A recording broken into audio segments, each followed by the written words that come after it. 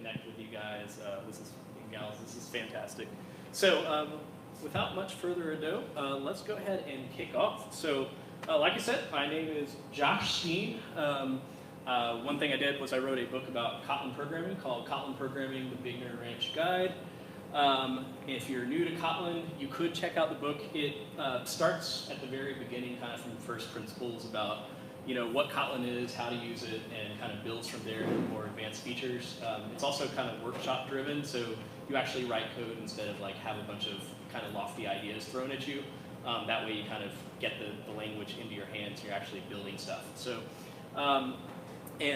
these days I am working at I'm in Android engineering at Pandora. That is not a Pandora office, by the way. That is at an undisclosed location in the Mountain View, California region. Any guesses? All right. So now, what's on the screen here? This is actually called a modular synthesizer. And so it turns out I actually have interests outside of programming, it turns out. And this is one of my interests, one of my hobbies. Anybody else have interests outside of programming? Okay, I see a few hands going up. That is a really good sign, I think, about this group. I can tell we're going to get along. So this is a modular synthesizer, and it's actually a great symbol for what this talk is about also, I think. A modular synthesizer, one way to explain it is, it's kind of like it exposes to you the lower level features of being able to create sound in the first place. So those cables that you see are patch cables, and you plug different components together to build an instrument, usually an instrument the world has never heard before. And then you get to play the instrument for the rest of the world. Now, sometimes that sound comes out in a sort of avant-garde way. Sometimes it's, maybe not compositionally enjoyable for the rest of the world, but they're very fun. They're also a black hole for your money and your creativity as well. So fair warning there. This project that I'm about to talk to you about was actually one of my side hack dream goals, which was to actually build a component that would interface with the rest of the modular synthesizer using Kotlin Native. And so the rest of the talk is actually going to be about what I learned in that process. And yeah, so let's move to the next slide here. Oh, and I actually have some sound here too. Let's see.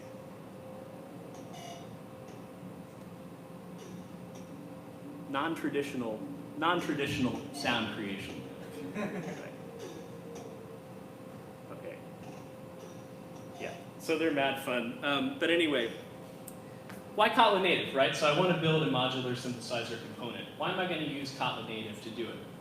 Well, what I had heard was I can actually create native binaries using Kotlin Native.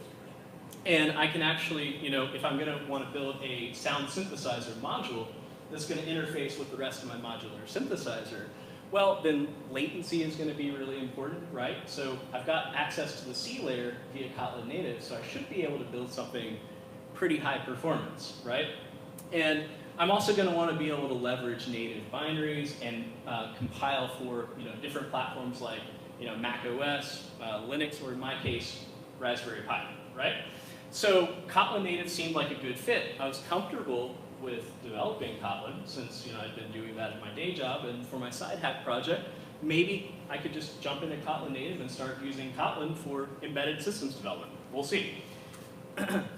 Now, on the surface of it, really, it's pretty straightforward to understand what Kotlin Native provides you.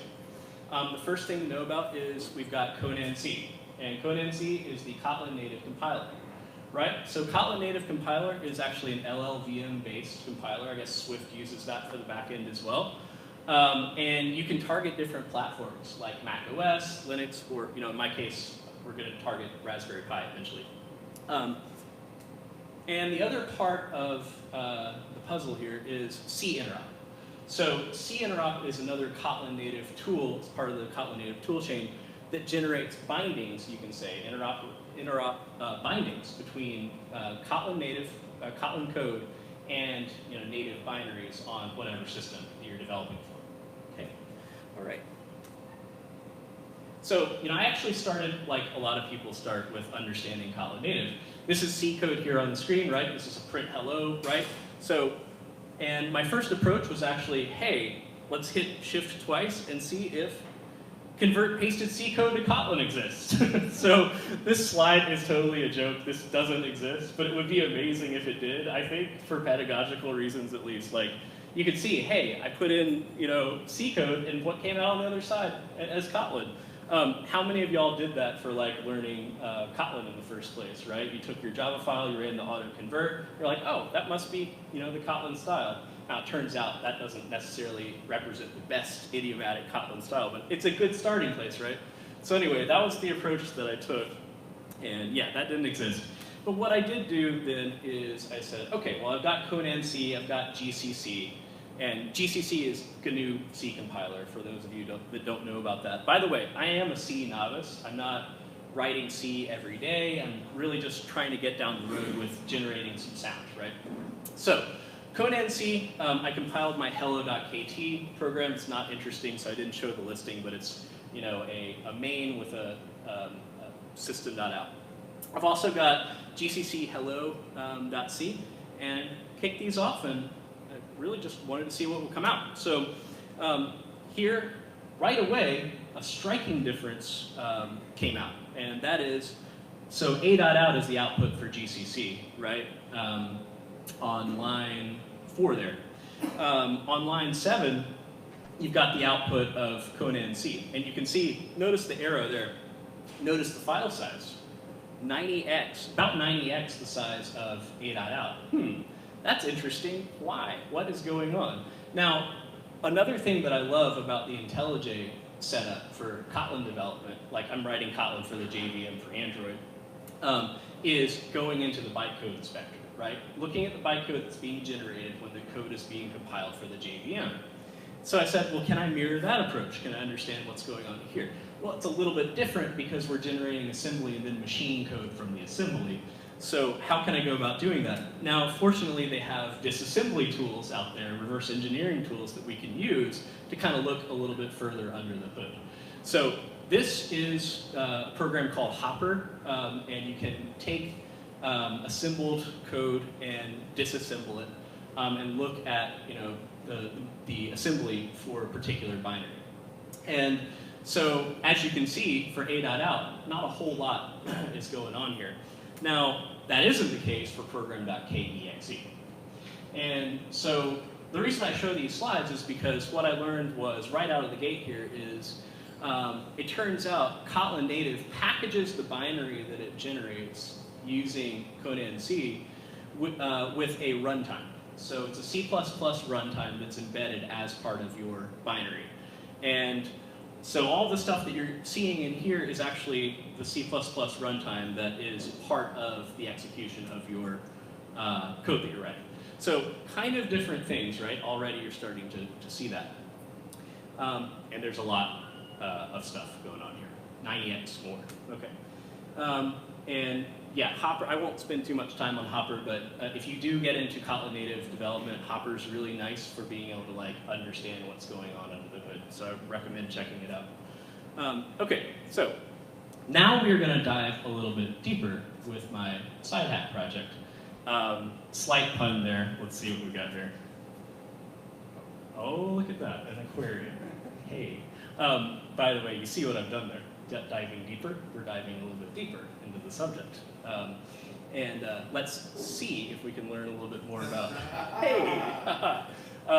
Now, some of you might be thinking also, what does this have to do with sound synthesis in the first place? Well, we'll come back to that. We'll come back to that, I assure you. All right.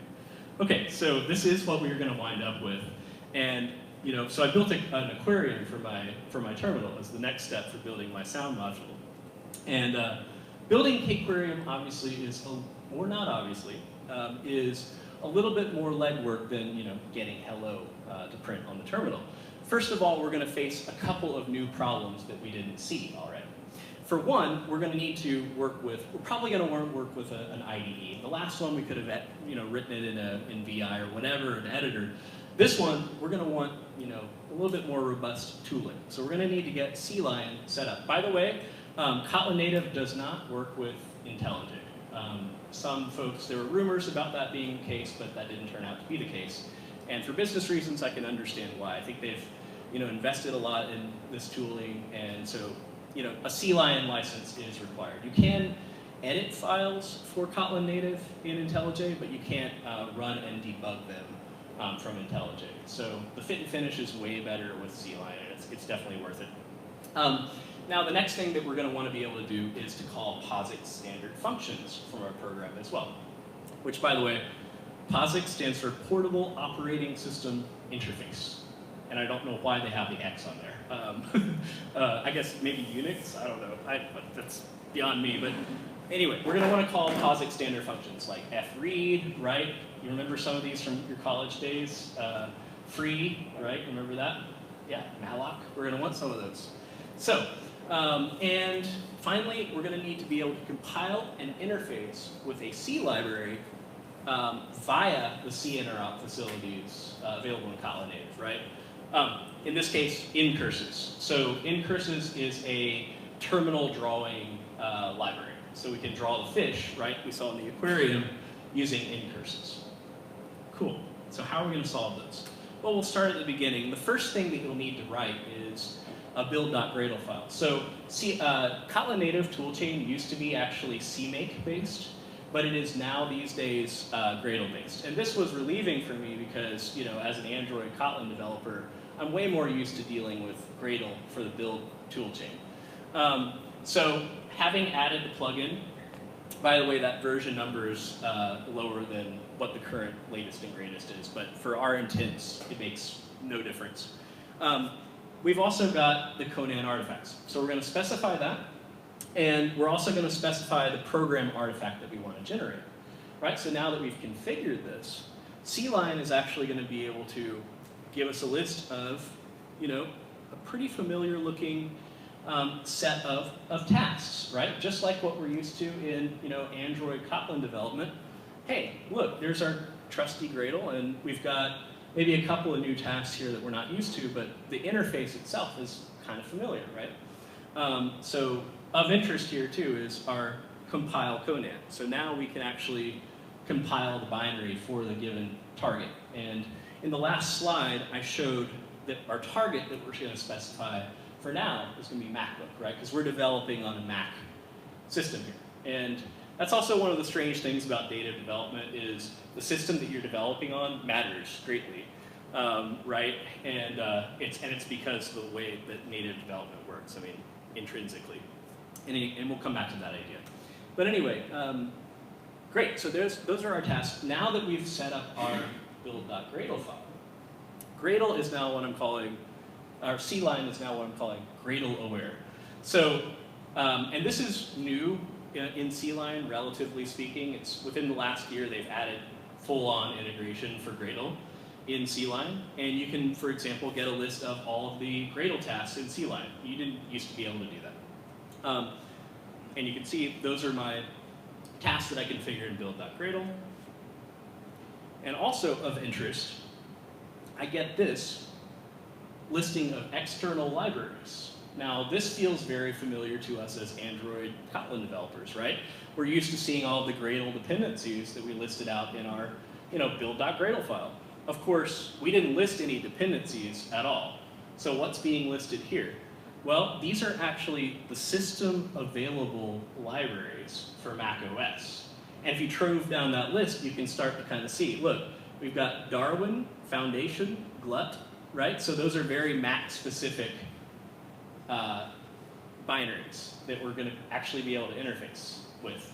So this goes to show you that target MacBook matters a lot because these libraries obviously are tied straight to the Mac OS system. And some of you who have done native system development, you're used to thinking about that way. If you're coming from a JVM background, that's very odd. Like, where do these dependencies come from? Oh, it's my system because I'm developing a native system application. Oh, that's interesting. Okay. At least I was taken aback by that. So, now they also give you this standard library as part of the code, as part of the Kotlin Native binary that is generated. So this is actually part of that 90x size difference between your output from GCC and the output from Conan C. They actually give you a standard library that's part of that runtime. And that contains stuff like collections, text manipulation, and that sort of stuff. And I'll look at those with you here in a minute. So I wanted to know what was in those .knm files, and that stands for Kotlin Native Module. And if you open one of these, there isn't much other than what I'm calling stubs here. They're effectively like how the IDE tells you what can autocomplete, more or less, for these libraries.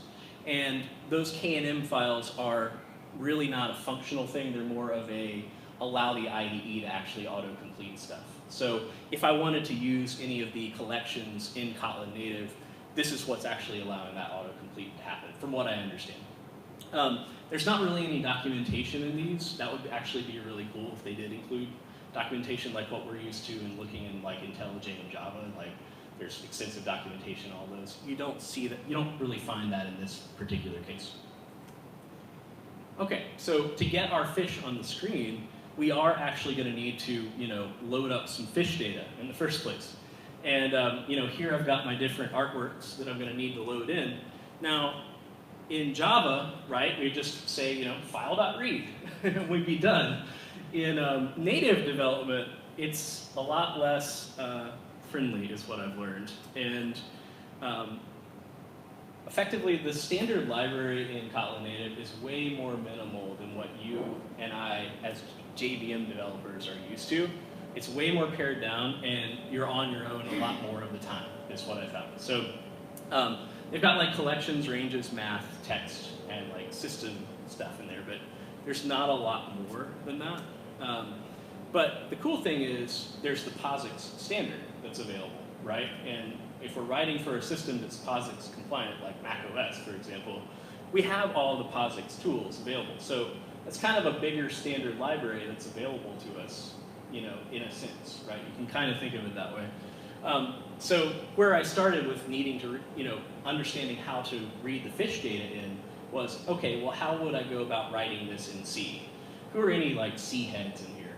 A lot of like, okay, super ascended C wizard. So no, just kidding. But if you read this, this is overall about a hypothetical way that you could go about doing that, right? So I've got a couple of standard lib.h, which are POSIX functions being called here. And I would open the file, I would scan through until fread returns something less than 0 or 0. And then I'm going to write the values out to a buffer and close the file. Though I've glossed a few things, right? What about allocating and deallocating the memory? Right, so this is hypothetical, but it's a rough start, right? So this gives you an idea. And these are POSIX functions being called here in C, obviously, because we've got access to them. But how would I go about doing this in Kotlin? So I'm just going to kind of try to do a one-to-one. What I wrote in C, how would it translate over to Kotlin? So on the next slide, I've got actually that .knm file, the Kotlin native module file. And if you open up posix.knm, you're going to see the exact same functions because they are going to be those exact same functions, but mapped to Kotlin for you. So those POSIX functions are available for us in Kotlin Native. And so if you import in platform.posix, which is out of the box, it gives you mappings for those system dependencies. They're already ready to go. You'll now be able to use some of those. fopen, right? fgets. Those POSIX functions are available, but from Kotlin. So I'm calling Kotlin functions here that are POSIX functions that actually do resolve down to the C layer as well. Now we're gonna understand that a little bit better as one of the objectives for this discussion. But for now, you can see I can call POSIX functions. Cool. Did you have a question? Okay. By the way, this isn't meant to be like a sage on the stage type of experience. So feel free to throw questions or what within reason. Cool. So yeah, here is kind of a start. Now I did find that they had a string builder class. So they had a couple of things in the standard library. But they didn't have much else. They didn't have like a friendly, file class that would take in a string and parse it and buffer it and do all that. So here was my kind of first approach at it. And then I realized, well, but now we're going to face the problem of, managing the memory associated with that car array, right? Because I'm going to have a car array that I need to populate with values as I buffer the values out of that file. So this looks interesting, doesn't it? So they've got these types to represent C concepts. C array pointer, for example, right? Interesting, okay. So you've seen star or star star in C. They have the exact ideas mapped over to Kotlin, but represented with actual types. So getting used to that is definitely one of the interesting things about getting kind of more fluent with Kotlin native development. Now, one of the cool things, though, so in the last slide, pop back for a second, you can see I called alloc array, right, to allocate the memory space needed for populating that array.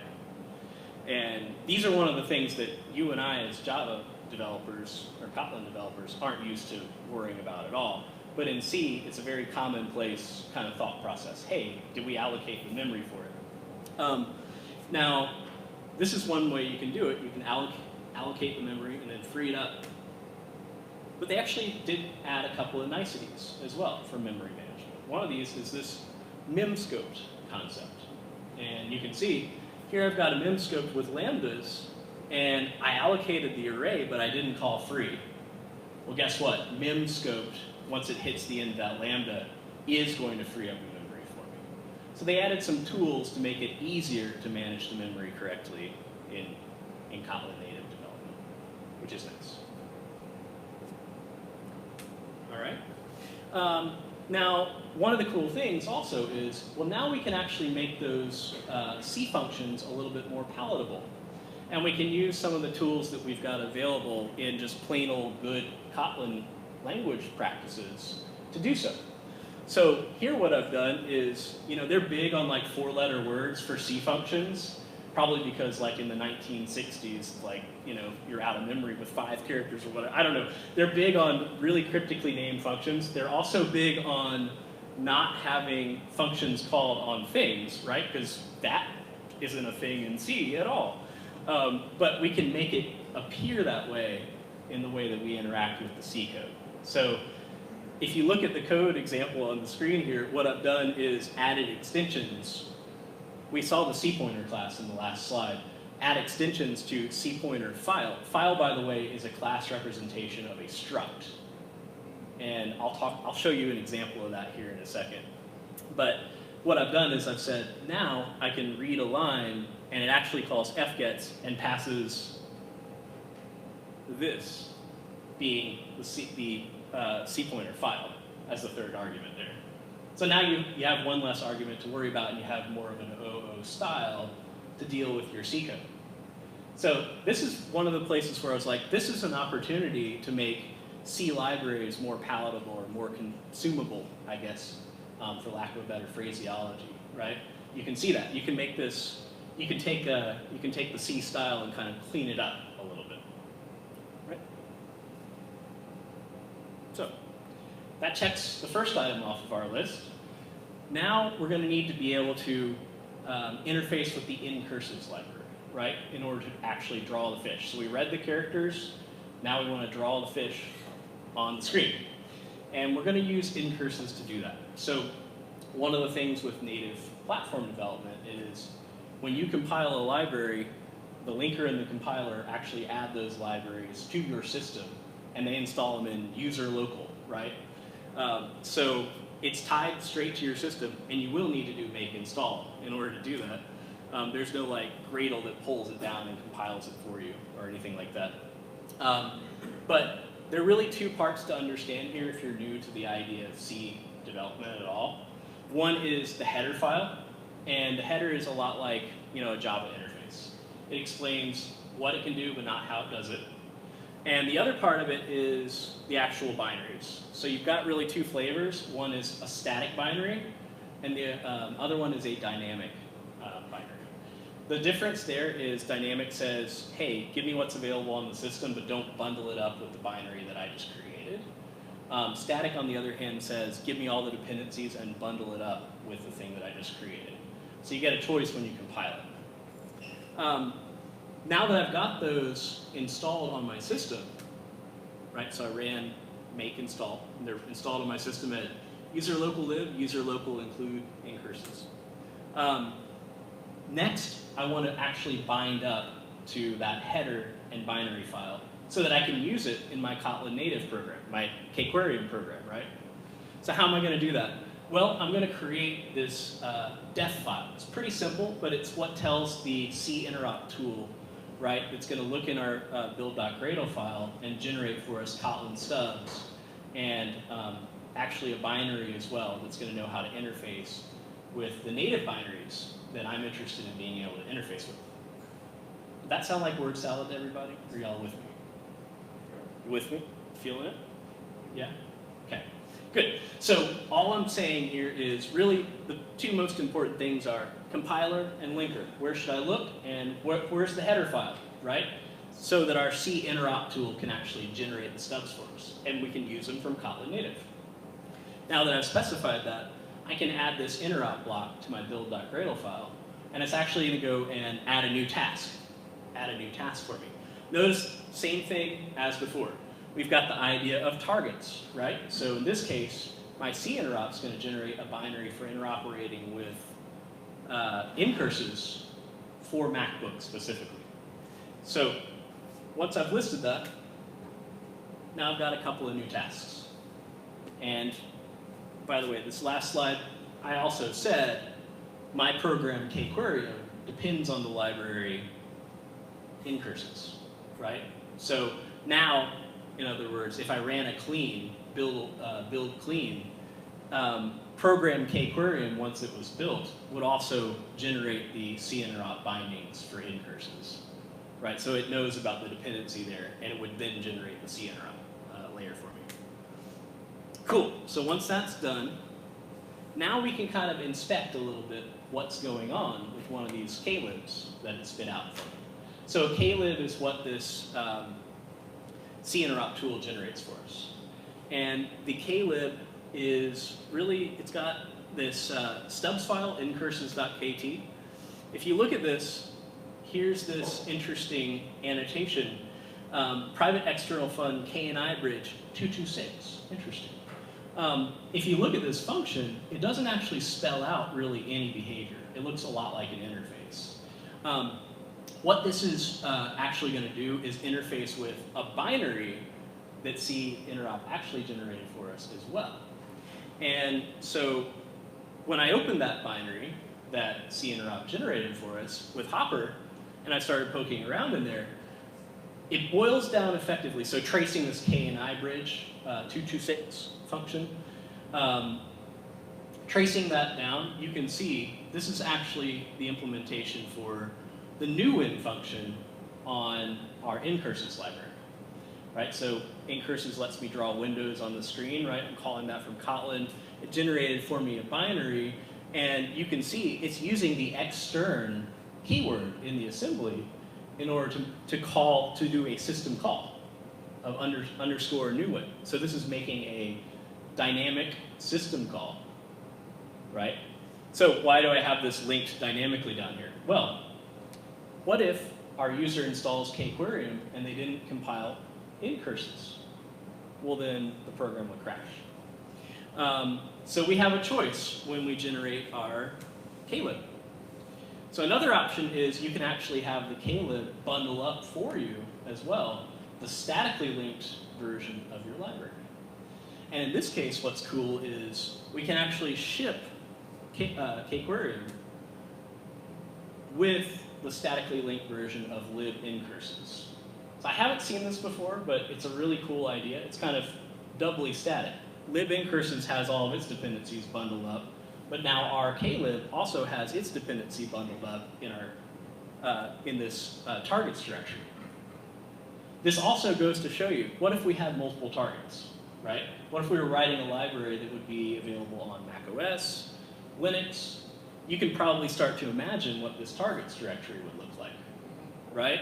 We would have one folder that says included lib incurses under Mac OS. We have another for Linux.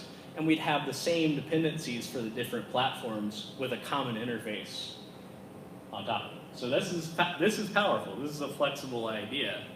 And you could package up all of the binaries for all the platforms that you were targeting and have a common interface to interact with them. That's one of the other things that I noticed here. So now that we've completed this .def file, we've generated the C interop bindings, we've created our klib, now we can actually use the incurses library.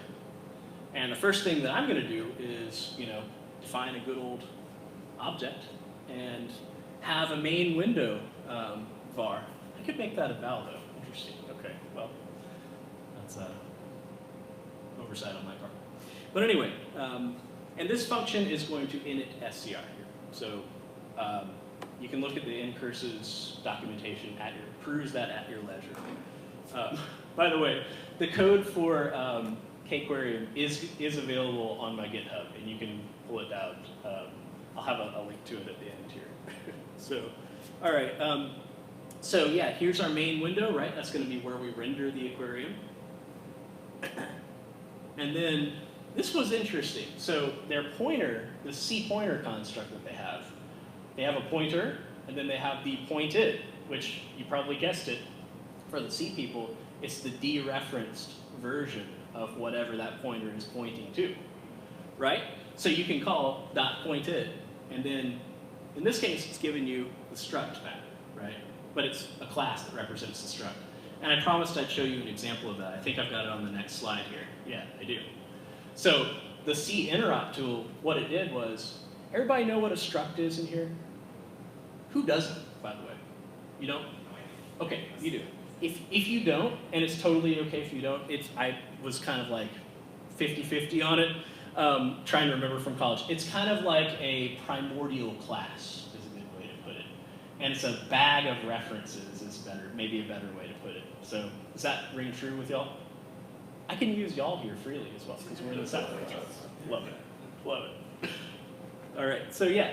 And look, check this out. So they also, you can imagine the type def to create the struct, and they have the name of the struct at the end. That's how they got window for the type alias. Clever use of type alias there. That's cool. Anyway, so that's how they managed this trick of giving me some type to represent, what the pointer points to that's not a struct, because they don't have the concept of the struct. They have a type that's subclass for the struct, the C struct var, but it's not an actual struct. It's a Kotlin native representation of it, but it kind of is. So anyway. And yeah, so now we can retrieve those width and height values from the C struct.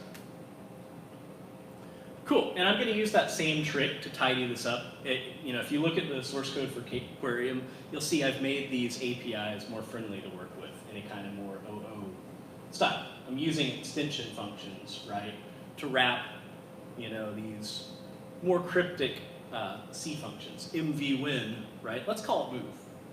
And let's make it so that it passes in the C pointer automatically for us. Okay, yeah, we can clean this up. And just like a normal Kotlin program, what's cool is our Kotlin native program, we can use some of the same tricks that we've learned already, right? Just like, we're writing a Kotlin program, because it happens to be interfacing with native binaries and calling native functions, but it's still a Kotlin program. So here, window.run, right? We've got our, who can tell me what it is? Standard function, right? Run. Right, we're going to scope things down in that standard function. This is now implied. And we're going to call our same functions as before, like, just like a normal run block. Cool. So all those features, totally available for us. That's really neat. All right, so now we're getting to the part where we can maybe try to generate some sound. Let's see if we can do it. So now the goal is, let's see if we can actually, start to build a little bit of a sound synthesis engine. And I really was faced with two different questions at this point. I could try to write everything in a high-performance way using Kotlin Native, right? Using some of the C concepts that they have, C pointer, and I could malloc and alloc and free. Or I have another choice. I could write it in C and then interface with it from Kotlin Native using the C interop tools, right? So I wound up deciding to write it in C, and the reason was some of these concepts actually fit a lot better with plain old C than they do in Kotlin Native. It's really almost ungainly to try to use a type system on top of some of the things like, allocating a memory space with a sinusoidal wave. It doesn't really fit, at least in my experience so far, and it might be because I'm a novice with Kotlin Native development per se. But I found it was actually easier to use the C constructs to build the synthesis engine itself. And then interoperate with it from the Kotlin Native side. So that's the approach that I wound up using. So here I've defined a struct for representing synthesizer data. This is going to be really simple and straightforward per se, but effectively I've got a function here that's going to generate a sine wave. And the sine wave is going to have a sample rate which is going to change its pitch. So this is called PCM data, pulse control modulation data, I think that is. And it's what tells the speaker ultimately how much to move to compress the sound waves. So having built that, I now face the problem of, well, wait a second. Now that I've generated the PCM data that I want to play to the speakers, how do I actually play it to the speakers? Well, they have, one of the problems that I'm going to face here is, well, I want my Raspberry Pi to be able to play the sound, right? I want my MacBook to be able to play the sound because I'm developing on my MacBook. Fortunately, they have the Port Audio project, which is a cross-platform sound library. And I can use that to open an audio stream and then play back sound data on the audio stream. So that's the approach that I wound up doing. So my C library has a dependency, in other words, right, that I'm building. And this is a totally accepted kind of use case here as well. You can totally tell it about other dependencies when we go to link this up on the Kotlin Native side, so I'll show you. Anyway, once the way that this Port Audio library works is once the stream is opened, you get an audio callback, and then what I do here is iterate through all the sinusoidal data and play it effectively. And how am I going to interface with this in the first place? Really all I've got is this play wave function that I need to be able to interact with from Kotlin Native. So play wave is going to take in the table size, which changes the pitch, and then how long should the sound play for. That's all that I've built here. So here's my my interface, right? Define the interface. And now I'm going to create a def file in order to allow Kotlin Native to interact with my my csynth library that I wrote. So now that that is done, I'm also going to have to tell the linker about that dependency. So you can see -l port audio, so it's actually going to pull that in when it goes and compiles the interop .klib. Cool. Now that that's defined, I can add that as an artifact to my library and check it out. Now I can iterate through all of the fish in my aquarium. I told you I was going to come back to what's an aquarium have to do with a synthesizer. And you can see here I've got sea life. Iterate through. What if different species had a different pitch or a different sound associated with them? And what if when they collided in the aquarium, a sound was generated? Well, it's interesting you would ask that question. Because that's exactly, hang on a second, what I'm going to do here. Look at that. So this is actually the first physical aquarium that's ever been created. And I used Kotlin Native to do it. And The next step is going to be actually getting it to run on the Raspberry Pi. But you can see here, got some very interesting C life.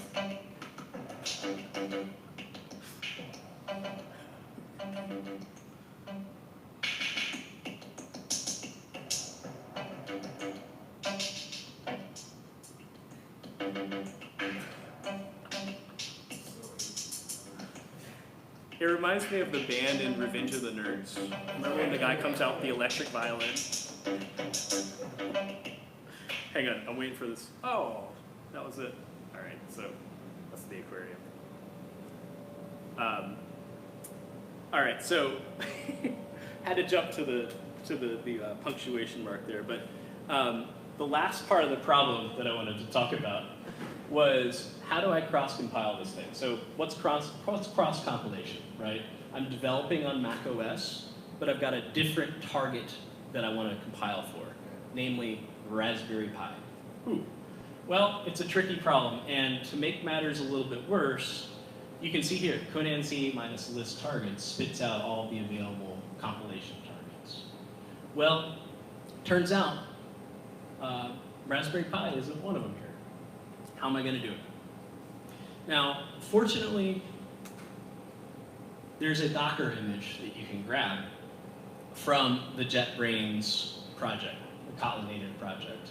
And this Docker image is actually going to spin up a Linux environment that you can compile the ARM, the 32-bit versions, the ARM 32-bit versions that we're going to need to be able to link to, ARM 32. So all the compilation for that, though, still has to be done in the Docker file, right? I mean, so we're going to spin up our Docker image. We're going to compile the libraries that we're actually going to use on Raspberry Pi. So Port Audio, for example, my libcsynth, those have to be compiled for those platforms.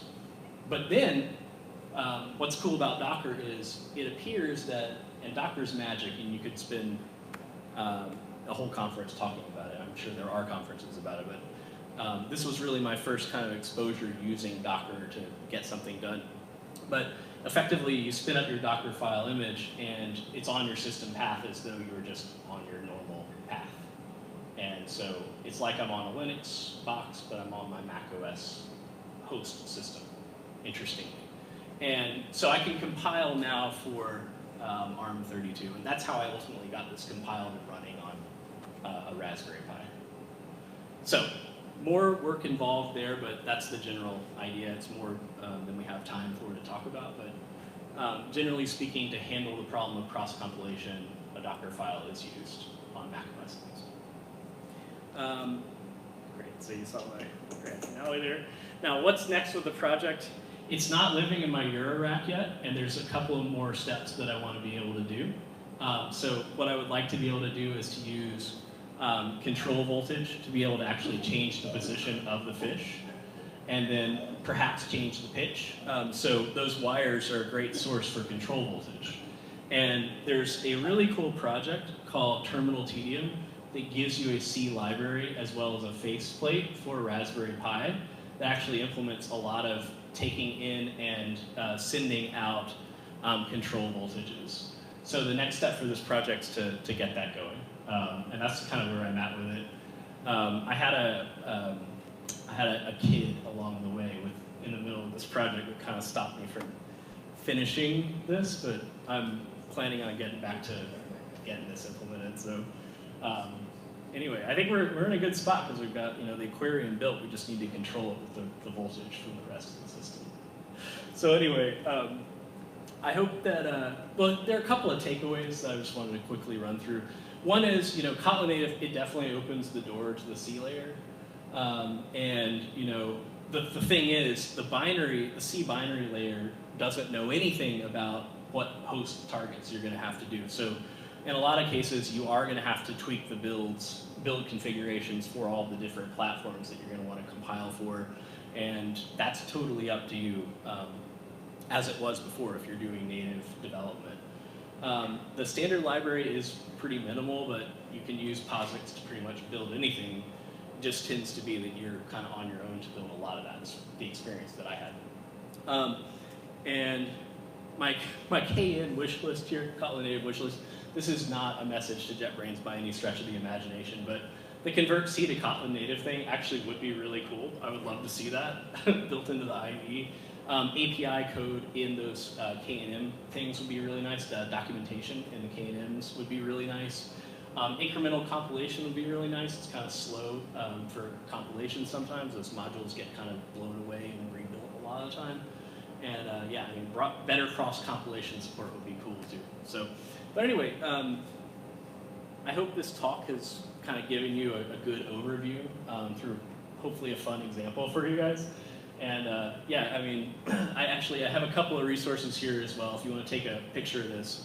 The K-Quarium code is on there, and of course, if you have any questions or anything like that, you know, feel free to ping me on Twitter. But with that, I just wanted to say thanks so much. Y'all were a really fun crowd, and I really enjoyed sharing what I know about this with you guys.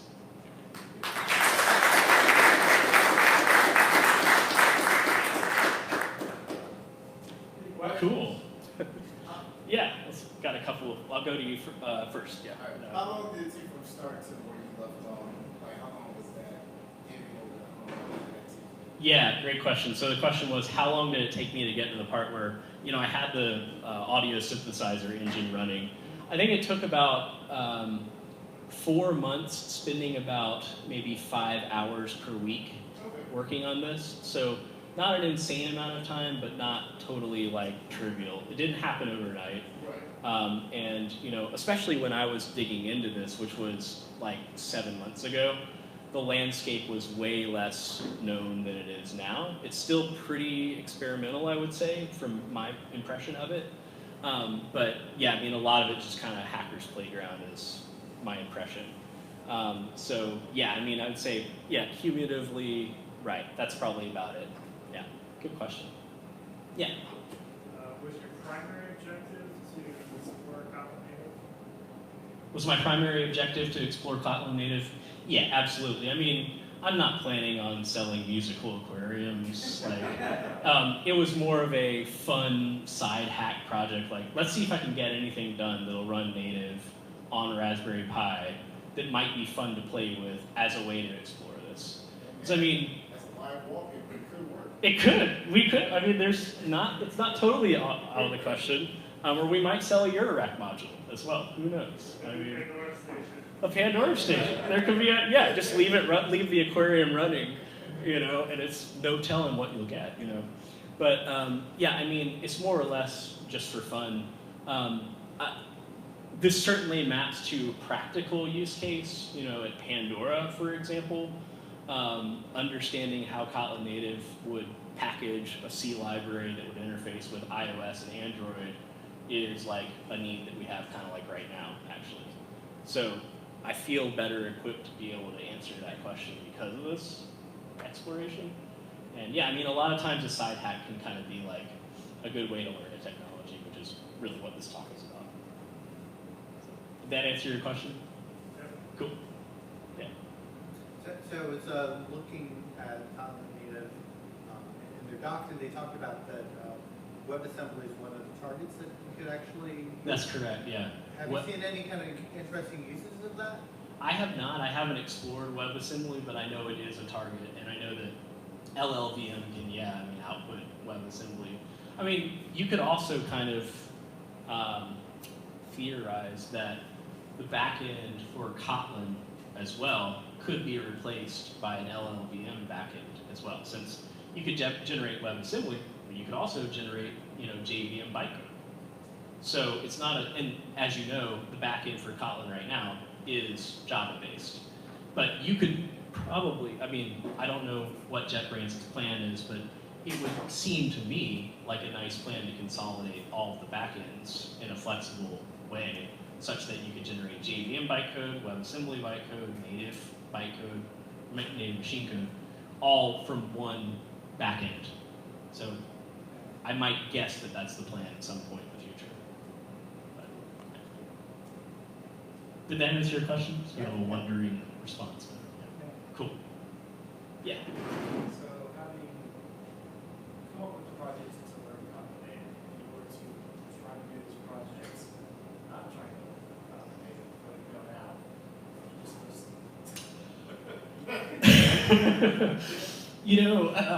Probably. I think that this C fits so much better in this particular use case of generating sound and doing signal processing. And the thing is, this was probably more C than I've written in the last 8 years. And I mean, another way to think of it is Kotlin Native is kind of a gateway into wanting to learn more about C, and vice versa. So it's, in a sense, it kind of makes it more palatable or puts a friendly handle on it with a language that I am familiar with. But yeah, I'd probably say yes. I mean, probably C is probably the right way to go, but maybe not. I mean, we'll see. We'll see if I finish building the Eurorack module. We might get there. Yeah. Is it feasible to have it find C++ or Rust or something? Great question. So one of the things that I do know, and this may not be exactly what you're looking for there, but the interop feature is limited to interfacing with Objective-C code or C code, but it doesn't support interfacing with C++ libraries, for example. That's actually a problem that I'm looking at but I hear that you can actually have C++ generate C interfaces, so you can actually make it work, but I have more understanding to do with that. But I don't know if Rust has a similar kind of mechanism or feature for that. As far as I know, there's no plan to have Kotlin Native interoperate with Rust binaries or header files. I know nothing really about Rust at all. But is that kind of the line of inquiry you're going down there? Is that Yeah, just generic. Would it be able to interoperate with? any generic data? Well, I mean, can you have Rust package itself as a C? Yeah. Okay. So if that's the case, then you can. That makes sense. That's what I was looking That makes sense. You can emit .h's and have a .a, and yeah, I don't see why not then. So I'd be interested to hear if you experiment with that though. Let me know. Cool. I can help you out with that. We actually did that with Rust libraries. So you can use Rust to generate K9. And if you can do that, then you can use it to generate K9. Basically, you just need to see header files, and then it's add that to Windows. Cool. So Your model is very So there you go. I mean, he says you can. It would take, yeah, I would want to prove that out, but it sounds like that is the case. It's cool. Awesome. Any other questions? Yeah. Does the communication go both ways? So if I'm consuming a C library, That's an interesting question. Can I have a C library calling Kotlin Native Yeah. function? I don't necessarily know of a mechanism that allows you to do that, but it doesn't mean that isn't the case. There's probably some kind of weird, clever memory trick or something that you can do to do that, but I haven't tried that. Can you write a Kotlin Native library Yes, you can build a Kotlin Native library. and link it with a C app? You should be able to, but I have not tried that, so I don't have a concrete answer for you on that. Okay. But it seems like you should be able to do that. You can. He says you can. Yes, you can do it. Thank you. Yeah. Cool. Yeah. So this kind of departs from the native discussion, but so if you're kind of leading up a Java team, what are some of the things that attract you to choosing Kotlin? Ooh. This is a departure from the subject, and I could rap with you about that for a while. For one, having the functional programming mechanisms built into the language that actually makes things a lot more simple, which at first glance everyone thinks it's an academic layer of stuff, but it turns out it cooks things down into a very simple pipeline. That's one of the huge reasons. The missing abstractions is the other one. So, I mean, you don't have the concept of nullability in Java at all. Just maybe it is, maybe it isn't, I don't know. Kotlin has that codified in the type system, and that's a game changer. I hate they have the, solves the $1 billion mistake or whatever on their marketing page, but it's not $1 billion, but it's like $1 billion. because that's a huge freaking pain, like worrying about null all the time. And you've seen it before in your Java code. Better check if it's null, better check if it's null. This cooks that down into you have 3 ways to deal with that. Save calls, you have a let function, and then you can go ahead and double bang and have it explode, but you have a choice, and it forces you to handle that problem. And that's really one of the other reasons you want to use it. And then another reason is you have the idea of, mutability and read-onlyness built into the variables in the system. So those are kind of the 3 ones that come up at first thought.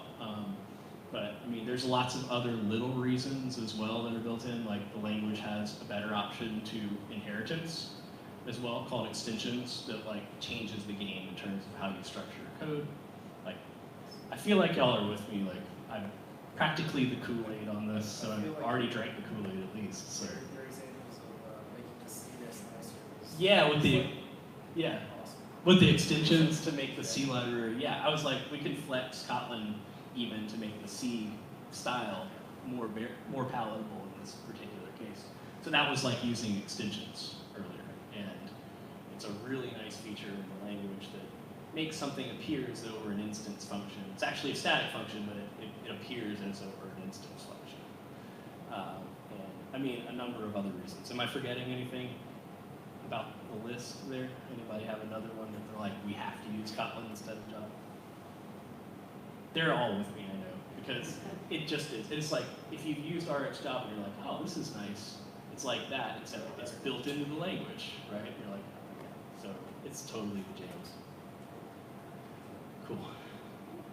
Any other questions, or are we good? Okay, yeah, one more. Did you start with, I'm going to build an audio thing, and then decide, oh, I'm going to practice first by making a fish thing? Yeah, I kind of had to work my way up. I mean, it felt like, going to run the marathon before you've, run a lap. So I had to kind of start at the beginning and work my way up from there, figure out how the different parts worked.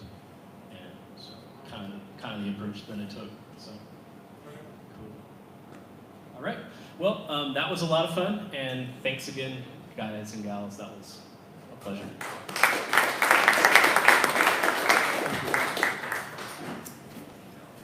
All right, guys, let's take minutes, and then what I'll do is we're gonna do like 2 to 5 minute rounding talk. So you have anything you want to show, you can do it. I could start to get us going, and then after that we're gonna do a quick raffle. So, but hopefully we should be here by 8:30, so it should be really good. So just let's take a little break so I can get ready.